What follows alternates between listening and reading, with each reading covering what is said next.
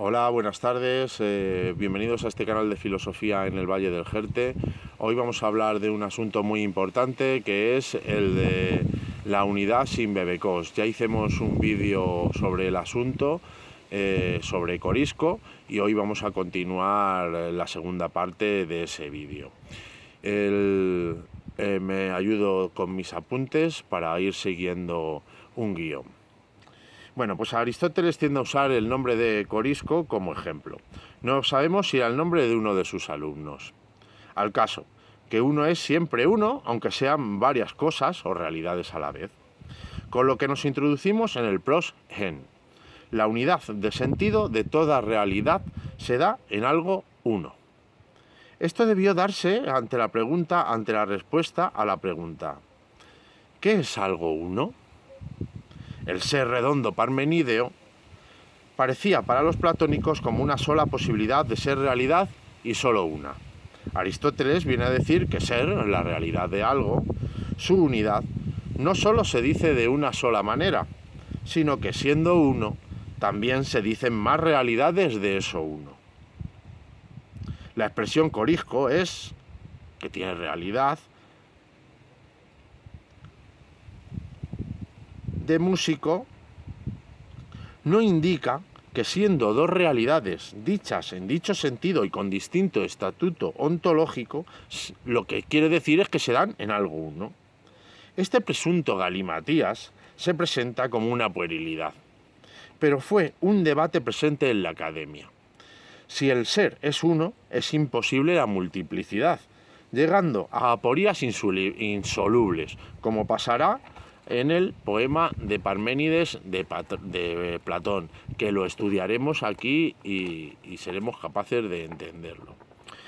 Algo no puede ser uno y múltiple a la vez, al modo como los platónicos estaban entendiendo la unidad indivisible. Denota, pese a la aparente seriedad de un Aristóteles serio hablando a sus didáscalos, en esta parte del texto de 1015b, 17 y siguientes, se intuye un Aristóteles jovial, y con una sonrisa en los labios, tratando la simplicidad con la que los platónicos entendían la unidad.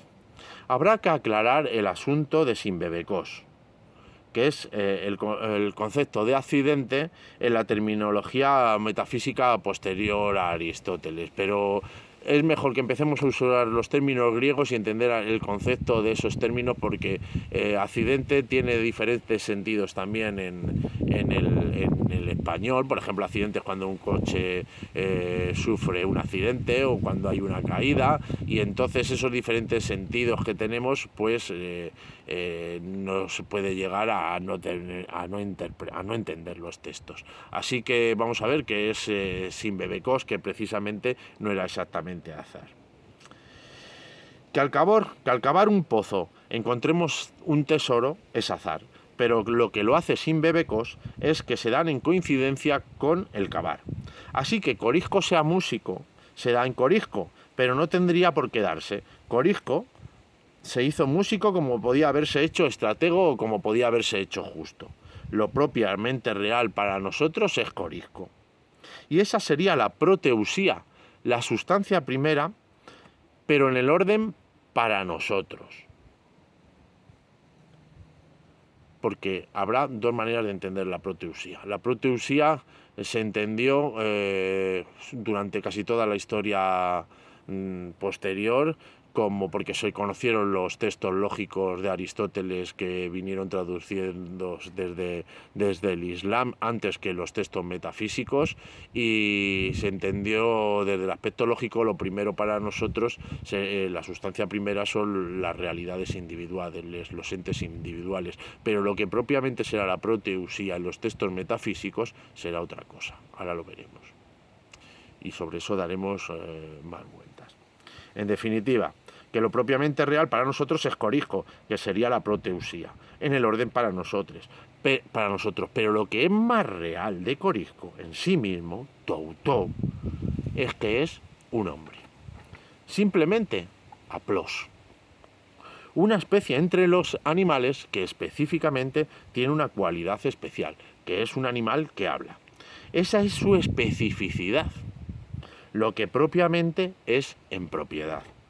Ousía. lo que propiamente es la usía, porque usía significaba también propiedad, se entendía como propiedad. Una heredad, una propiedad, un cercado, lo que propiamente una cosa es su realidad.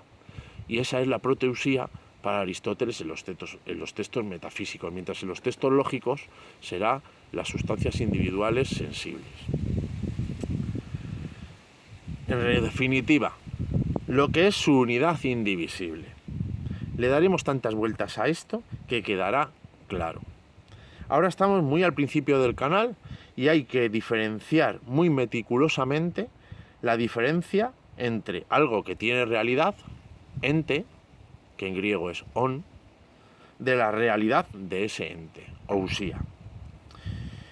Pero en el vídeo que hice de Corisco hay confusiones propias, como confusiones había en la academia sobre el asunto y que se reflejan dialécticamente en el texto de 10.015b y 17 y siguientes, y que se reflejan dialécticamente en el propio texto de la unidad sin bebecos. A ver, Aristóteles aparecía con los apuntes, iba hablando con sus amigos allí y estaba expresando dialécticamente, se estaba enfrentando a los académicos. Él iba con los apuntes, a nosotros nos han llegado los apuntes, pero no nos llegan los comentarios que él iba haciendo al leer los apuntes, las sonrisas, los gestos, los sobreentendidos que él estaba haciendo, contra quien estaban los que estaban escuchándole sabiendo a quién se estaba refiriendo. Entonces, ese propio texto de la unidad sin bebecos que hay en el libro Delta, dentro de él se puede extraer un poquito, nos podemos sentar allí y revivir un poquito los gestos de Aristóteles, haciendo esas expresiones, porque confundiendo un poquito los términos, porque hablaba del hombre como universal, y en ese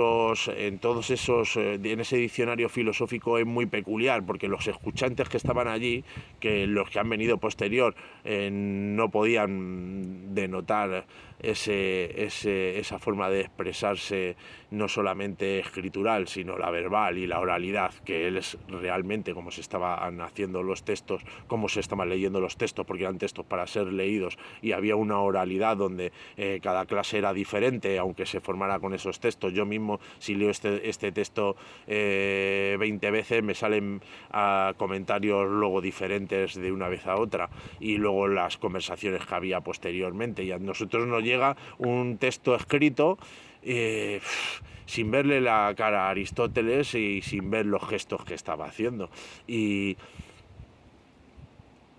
eso sería muy importante, el intentar revivirlo y comprenderlo para poder adentrarnos como escuchantes de Aristóteles en el Liceo. Eso es lo que yo trato que hagamos aquí, que nos convirtamos en escuchantes de Aristóteles y veamos esos matices.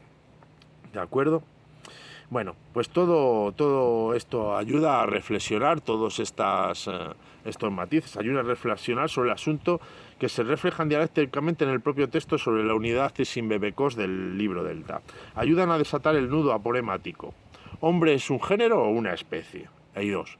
Ahí lanzo el problema. Aristóteles no era un dialéctico. Para él la filosofía se hacía en filía, en amistad, en una conversación de amigos. Sí, su texto se leía entre amigos, pero había una confrontación directa en todos los poros con la academia, como el propio texto de Corisco en la unidad sin bebecos. Acto seguido voy a hacer un vídeo sobre por qué es importante y encarecidamente para Aristóteles hacer una ciencia que trate primeramente sobre la realidad. Y hasta aquí este vídeo, y espero que os haya gustado.